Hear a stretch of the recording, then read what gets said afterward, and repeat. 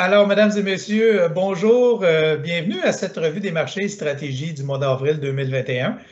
Mon nom est Jean-François Gosselin, je suis gestionnaire de portefeuille au sein du groupe Gosselin, Dubuc et Mazigi et je suis accompagné de mon collègue Marc Dubuc. Alors, bonjour Marc. Bonjour Jean-François, bonjour tout le monde. Alors, normalement, vous le savez, Alexandre participe à ces capsules-là et aujourd'hui, il y a une très bonne raison de ne pas y être.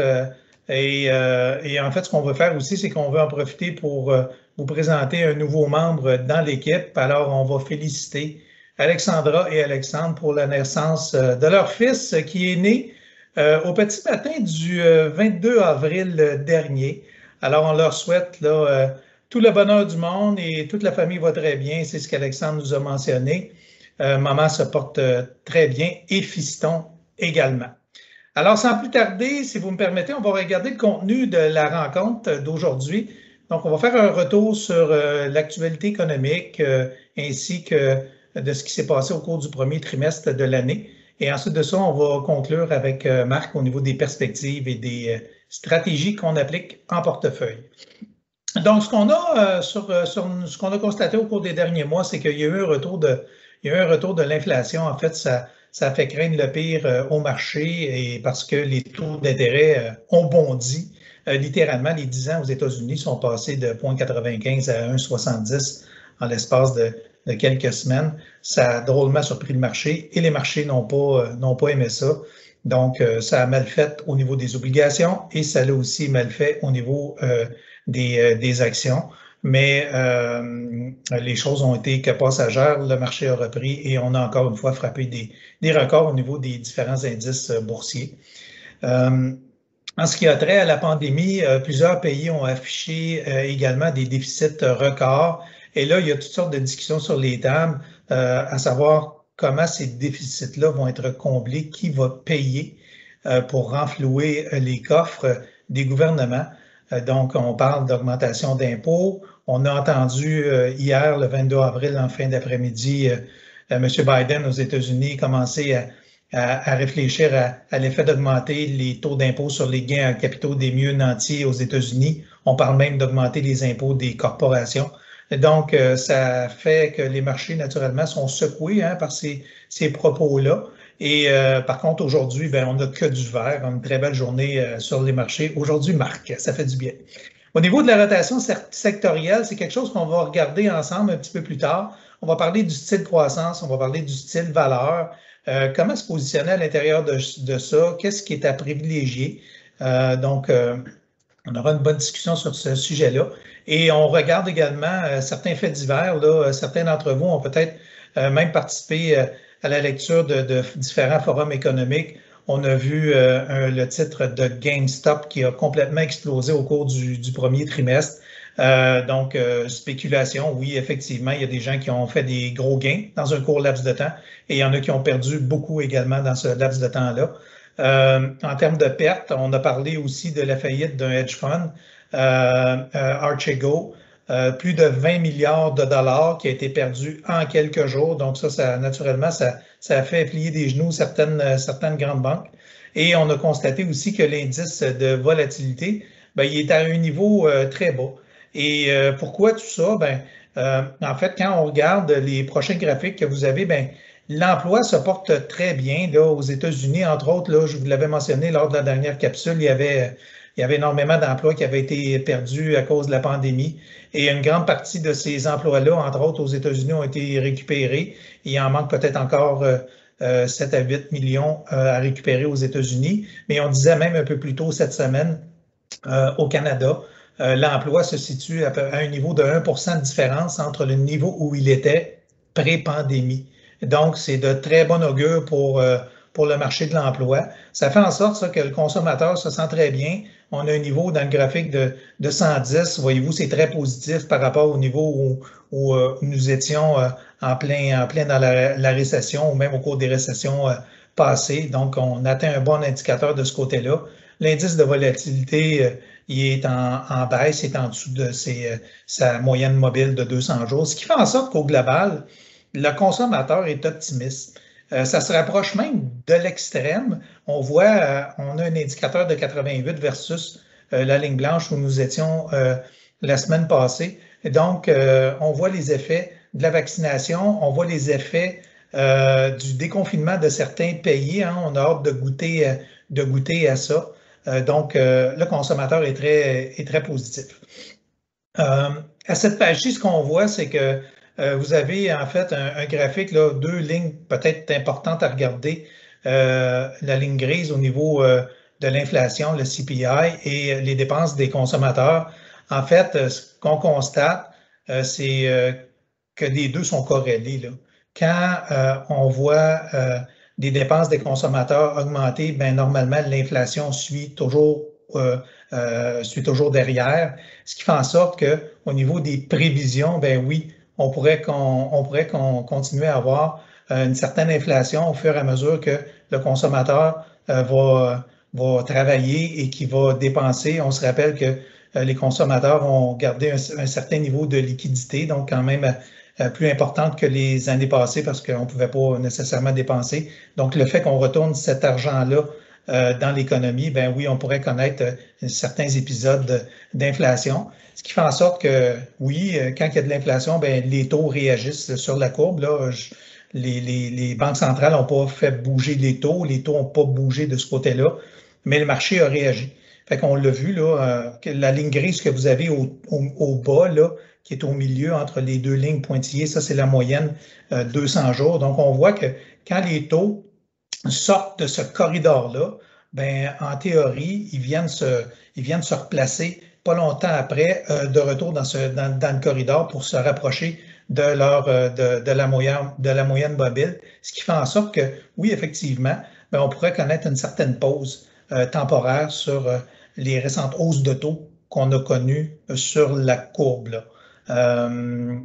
Ce qu'on voit à cette page-ci, c'est drôlement intéressant, c'est l'indice des acheteurs manufacturiers américains qu'on appelle les PMI. Et quand cet indicateur-là est en haut de 50, on parle normalement qu'on est en expansion économique. Et donc, voyez-vous, là, on se retrouve à un niveau qui est à 61, donc dans une expansion économique. Et ce qu'on constate, c'est que quelques mois après, de 3 à 6 mois après le positionnement de l'indicateur, ben, on voit toujours les taux qui réagissent. Fait que oui, effectivement, on ne perd pas de vue qu'on est dans une situation où on sait que les taux vont monter. Quand est-ce qu'ils vont monter, c'est très difficile à dire, mais la Fed aux États-Unis a mentionné qu'ils n'ont pas nécessairement l'intention d'y toucher avant 2023 parce qu'ils ont décidé d'accepter que les taux soient dans une moyenne de 2 %. Donc, on pourrait même accepter qu'ils soient temporairement à 3 % si ça fait en sorte que la moyenne est autour du fameux 2. Donc, c'est quelque chose qui va être à suivre au cours des prochains mois. À cette page-ci, ce qu'on constate, c'est 2020 en fait et 2021 au niveau des marchés boursiers et au niveau des marchés obligataires. Donc, ce qu'on constate, c'est que 2020 a été intéressant pour les obligations, beaucoup moins intéressant pour le marché des actions. Par contre, à partir du mois d'avril dernier, les marchés boursiers ont repris énormément, ce qui fait que 2021 est positif avec un rendement de 4,7 sur les actions mondiales, toute capitalisation, alors que les obligations ben, traînent un peu de la patte, là, et je dirais même pas mal de la patte, avec un rendement actuellement de -5. Et ça, c'est en lien avec les hausses de taux qu'on a vues sur la courbe là, dont je vous parlais il y a quelques secondes. Ça m'amène ça à vous parler, puis même à ouvrir la discussion avec Marc sur ce qu'on voit au niveau de la rotation, du style croissance, du style valeur. Je pense qu'il y a des chiffres assez impressionnants dans ce tableau-là. Marc, est-ce que tu peux nous commenter ça?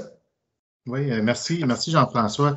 Effectivement, on se pose beaucoup de questions sur le style valeur, le style croissance, puis toute la situation que tu as si bien expliquée à propos des taux d'intérêt, l'inflation. La Banque centrale des États-Unis continue à dire que c'est temporaire, la question de l'inflation. Mais quand on voit l'inflation rebondir, bien naturellement, on voit certains secteurs, on le voit dans ce tableau ici, les secteurs qui ont le mieux fait là, au premier trimestre de 2021. Quand je regarde, par exemple, oui, c'est sûr qu'il y a les soins de santé, mais vient rapidement au Canada l'énergie, puis aux États-Unis, c'est l'énergie qui est le principal secteur qui a très bien fait. Donc, on a vraiment un rebond des secteurs plus traditionnels présentement.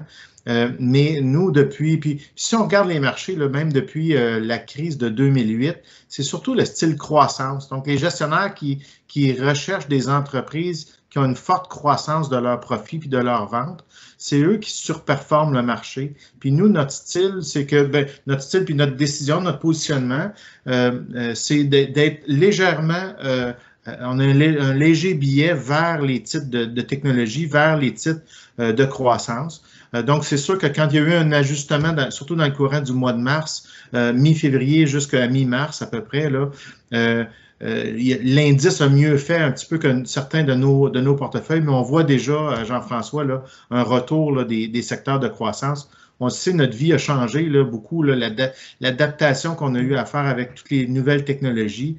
La vie a changé beaucoup depuis le début de la pandémie. Je pense pas qu'on va retourner en arrière à notre façon de faire des 5 ou des 10 années auparavant. Il y a des choses on va garder. Puis il faut rester investi un petit peu plus du côté là, des technologies, entre autres. Si on regarde la cétate suivante, Jean-François, on voit les scénarios. Les scénarios que nous, on continue de regarder, c'est sûr, on a la chance d'avoir plusieurs équipes d'économistes à l'intérieur de la Banque nationale. Puis tout ça est regroupé là, dans un bureau qu'on appelle le bureau du chef des placements à la Banque nationale, où il nous arrive avec différents scénarios. Puis nous, on adhère beaucoup là, au scénario de base là, qui est développé par cette équipe-là. Les scénarios de base, eux, mettent une probabilité de 70% que ça arrive. Donc, c'est un scénario dans lequel il y a une campagne de vaccination, comme on a présentement, et que à partir de probablement du 3e trimestre de cette année, on va voir finalement un retour à une certaine normalité là, au niveau de nos habitudes de vie, puis au niveau de la consommation aussi.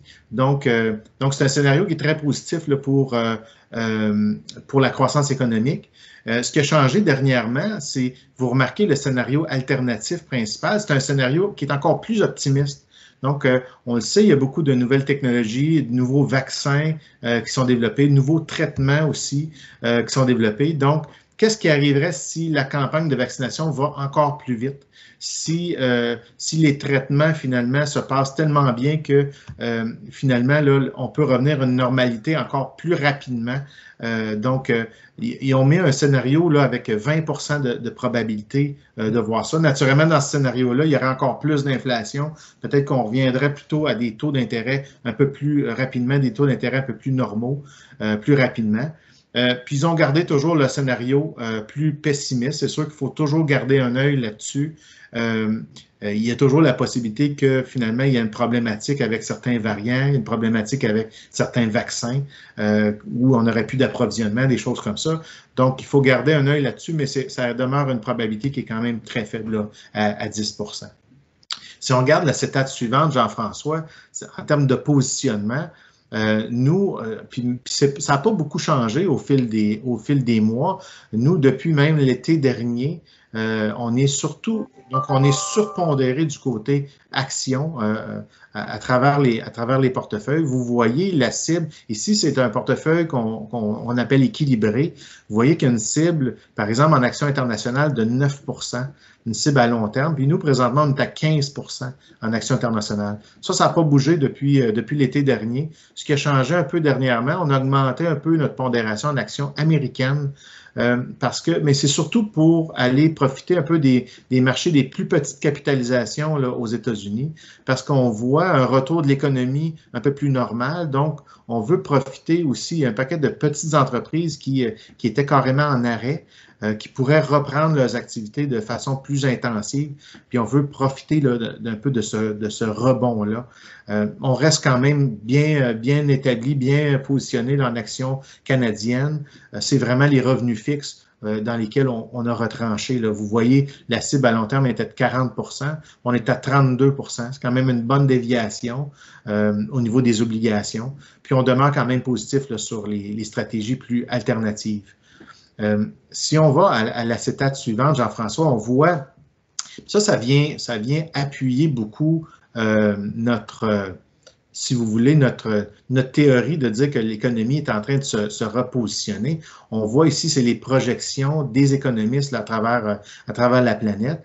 Puis je dis, c'est ironiquement, c'est l'Inde qui est au sommet de ce tableau-là en termes de potentiel de croissance économique. Je dis ironiquement parce que comme vous le savez, c'est probablement le pays ou un des pays qui a le plus de difficultés présentement avec sa campagne de vaccination contre la COVID, puis des variants assez majeurs là, de ce côté-là du monde. Donc, mais on voit quand même, vous voyez la ligne en gris, c'est les prévisions économiques qui étaient faites pas plus tard qu'en janvier 2021, donc il y a quelques mois. On voit maintenant en bleu les nouvelles projections économiques. On voit quand même que c'est une bonne hausse là, des pronostics là, économiques pour l'Inde. C'est la même chose pour la Chine. Pour les États-Unis qui sont en 3e position dans ce tableau-là, vous voyez que c'est quand même une démarcation quand même très importante. C'est pas le double là, d'estimé de croissance économique, mais pas loin. Tout va avec la campagne de vaccination qui va vraiment rondement là, aux États-Unis. Puis on le voit là, dans différentes économies, c'est la même chose. Ça se transmet maintenant sur les profits. Donc, vous allez me dire que 2021, c'est normal que les profits rebondissent, puis les pourcentages sont très élevés parce que les profits de 2020 étaient bas. Mais quand on regarde 2022, par exemple, on voit encore des pronostics de hausse de profitabilité des entreprises de 13 à 16 là, dépendamment des marchés. Donc, c'est très intéressant encore là. Nous, ça vient montrer, là, ça vient appuyer en fait le fait que nous, ce qu'on voit, c'est que l'économie est juste au début d'une croissance économique. On a encore les banques centrales qui sont là, qui appuient la croissance économique. Donc, c'est toujours intéressant, ça vaut la peine d'être investi dans les marchés. Puis si on regarde la cétate suivante, Jean-François, parce qu'il y en a beaucoup qui me disent, Marc, voyons donc, après qu'on ait eu une si forte hausse en 2020, ça ne serait pas plutôt le temps de vendre puis d'encaisser nos profits? Mais on est allé voir un petit peu dans le passé, qu'est-ce qui se passe quand il y a eu un rebond comme on vient de connaître en 2020. C'est pas la première fois là, qu'on a un rebond, ce qu'on appelle en V, donc un retour en V. Vous le voyez là au fil du temps, là, vous avez différentes époques là, où c'est arrivé. Puis on s'attarde plutôt à regarder qu'est-ce qui s'est passé l'année 2, donc la deuxième année. Puis on voit qu'en moyenne, la deuxième année a quand même été une bonne année. En moyenne, c'était des rendements de 13 %. Donc, naturellement, on dit toujours le passé n'est pas garant du futur, mais ça nous donne une bonne indication que quand il y a de la croissance économique, comme on le voit présentement, les chances sont bonnes qu'on ait quand même un rendement positif intéressant. Ce qu'il faut toujours se rappeler, par exemple, la troisième colonne, c'est que effectivement, dans la deuxième année, il arrive des périodes où le marché va s'ajuster, puis ça peut être les taux d'intérêt, ça peut être les taux d'inflation qui viennent faire peur de temps en temps au marché, mais en général, quand on va fermer l'année, la deuxième année, à ce moment-là, on devrait quand même avoir un rendement qui est positif, qui est intéressant. Donc, moi, ça conclut pas mal ma présentation, Jean-François. Je vais te céder la parole pour le mot de la fin. Merci beaucoup, Marc, pour tous ces commentaires. Alors, merci d'avoir été là avec nous, d'avoir assisté à cette présentation-là. Ce qu'on veut vous dire en résumé, c'est que les portefeuilles sont bien positionnés en fonction de la reprise qu'on attend. Vous avez à l'écran nos coordonnées. Je vous invite à communiquer avec nous si vous voulez des précisions sur ce qu'on vous a présenté ou sur tout autre sujet. Et si vous avez des sujets que vous aimeriez qu'on aborde avec vous dans les prochaines capsules, je vous invite à nous les partager. Comme ça, c'est des choses qu'on prendra en considération. Alors sur ce, je vais vous souhaiter une belle fin de journée. Je vous remercie encore une fois d'avoir été là et je vous dis à bientôt. À bientôt.